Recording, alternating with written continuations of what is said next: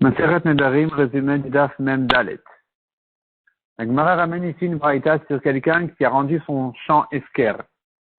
Les 3 premiers jours, il peut regretter, changer d'avis, annuler le Efker, aussi bien si lui-même l'a repris que si quelqu'un d'autre l'a repris, il peut dire non, je regrette mon Efker, finalement, je ne suis pas m'afkir, c'est à moi. Après 3 jours, il ne peut plus changer d'avis, c'est terminé. C'est Efker, celui qui le prend, il a pris. Si maintenant il a limité son Efker en disant, j'abandonne mon champ je le rends Efker pour 1 jour, 1 semaine, 1 mois, 1 an, 7 ans. Ici, c'est différent. Tant que personne ne l'a pris, il peut changer d'avis, il peut regretter son Efker, mais dès que ça a été pris par quelqu'un, aussi bien lui-même que quelqu'un d'autre, le Efker est définitif. C'était Efker, et dorénavant, c'est un nouveau Kinyan, c'est-à-dire c'est celui qui l'a pris dorénavant, il a pris du Efker. La Gemara a du mal à aligner cette braïta selon un Tana. On a vu une discussion d'après Rabbi Yochanan entre Rabbi Yossi et les Chachamim. Selon Rabbi Yossi, on a vu que d'après Rabbi Yochanan, un homme qui a rendu Efker, ça devient, c'est-à-dire tant que c'est pas arrivé chez le deuxième qu'il a acquis du Efker, c'est considéré encore comme si c'était chez le premier. Ça c'est Rabbi Yossi. Rabbi Yossi qui a dit, je considère comme si c'était arrivé directement du premier au deuxième qu'il a reçu du Efker. Selon les Chachamim, non, un Efker c'est un Efker, et donc celui qui l'a pris du Efker, il n'a pas pris du premier. Donc la Gemara demande comment tu comprends cette braïta ici. Cette braïta ici, qui dit, au début de la braïta on a vu, après 3 jours terminés, il ne peut plus regretter. Selon Rabbi Yossi, pourquoi il ne peut plus regretter?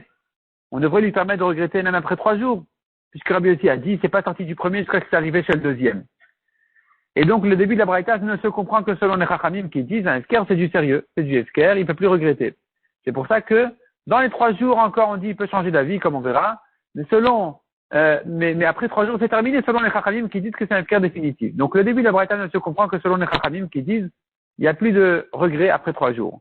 La suite de la braïta qui a dit s'il a limité son Efker pour un certain délai, 1 mois, 1 jour, 1 semaine, comme on a dit, ici on a vu exactement les règles habituelles de Rabbi Yossi qui dit tant que c'est arrivé chez quelqu'un d'autre, il peut regretter. Dès que c'est arrivé chez quelqu'un d'autre, il ne peut plus regretter. Donc ça va comme Rabbi Yossi. Comment tu peux comprendre cette braïta selon un seul et même Tana? La Gemara donne 2 réponses. Première option de dire que toute la braïta elle va selon les Chachamim. Donc selon les Chachamim, on comprend la Recha, le début de la braïta qui disait après 3 jours c'est terminé, il n'y a plus de regret. Le Efker est définitif. Donc on comprend les Chachamim. Maintenant tu comprends pas la fin de la braïta qui a dit qu'il peut changer d'avis tant que c'est arrivé chez quelqu'un d'autre s'il a limité son Efker à un certain délai. Répond la Gemara, les Chachamim seront d'accord avec Rabbi Yossi dans ce cas-là. Puisqu'il a limité son Efker à un certain temps, alors ça veut dire qu'il ne s'en sépare pas vraiment. Il ne se sépare pas vraiment de son champ. Il se sent toujours lié à son champ. Donc les Chachamim seront d'accord avec Rabbi Yossi dans ce cas-là exceptionnellement, qu'il peut regretter. Deuxième option de dire que toute la braïta va comme Rabbi Yossi. Donc le début de la braïta on comprend. La braïta, c'est-à-dire, enfin, au contraire, la fin de la braïta, on comprend. Rabbi Yossi, il dit, tant que c'est arrivé chez quelqu'un d'autre, il peut le premier regretter parce que ça va comme Rabbi Yossi qui a dit, comme on a vu, un Efker n'est pas vraiment sorti de sa main tant que c'est arrivé chez quelqu'un d'autre. Le début de la braïta, par contre, qui a dit, dans les 3 jours, il peut regretter, après 3 jours, il peut plus regretter. Pourquoi il n'y a plus de regret après 3 jours? Répond la Gemara, c'est comme ça.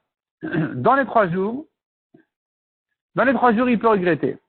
Après 3 jours, afin de ne pas oublier les lois du Efker, les Chachamim ont institué qu'après 3 jours, c'est fini, c'est Efker. De manière à ce qu'on n'oublie pas les lois habituelles du Efker.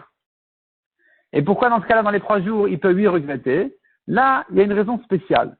Là, c'est une raison spéciale qui est valable aussi bien selon Rabbi Yossi que selon Chachamim, de dire que dans les 3 premiers jours, il peut regretter parce que les gens qui font un Efker, quelqu'un qui mafkir son champ, souvent, c'est pas sérieux. C'est quelqu'un qui veut tromper, c'est quelqu'un qui veut contourner la halakha, qui veut ne pas faire les prélèvements. Donc il dit, je rends tout Efker. Après il vient, il acquiert du Efker. Celui qui acquiert des fruits du Efker, il n'est pas tour des prélèvements. Comme quelqu'un qui se trouve dans le désert et qui trouve un arbre fruitier dans la forêt ou quelque chose dans le désert, il vient et c'est Efker complètement, il le prend, il le mange, il n'est pas tour du maaser. Un homme qui va être patour de ses maaserot, de ses propres maaserot, il rend tout Efker. Il rend tout Efker Et donc, les Chachamim ont vu que c'était pas un esker sérieux. Ça s'appelle les Ramaïm, les trompeurs.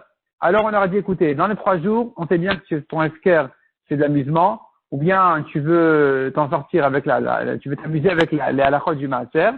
Donc, dans les 3 premiers jours, tu peux regretter. Tu peux regretter et annuler rétroactivement ton esker, même si quelqu'un d'autre l'a acquis. Parce que ton esker n'a jamais été vraiment sérieux. C'est une exception dans les 3 premiers jours de dire, il y a du regret. Même selon les Chachamim, on peut entendre le regret dans les 3 premiers jours. Et aussi bien, et pareil pour Rabbi aussi qui a fait une takana ici de dire que les Chachamim ont décidé qu'après 3 jours, le esker est définitif de manière à ne pas oublier les lois du esker.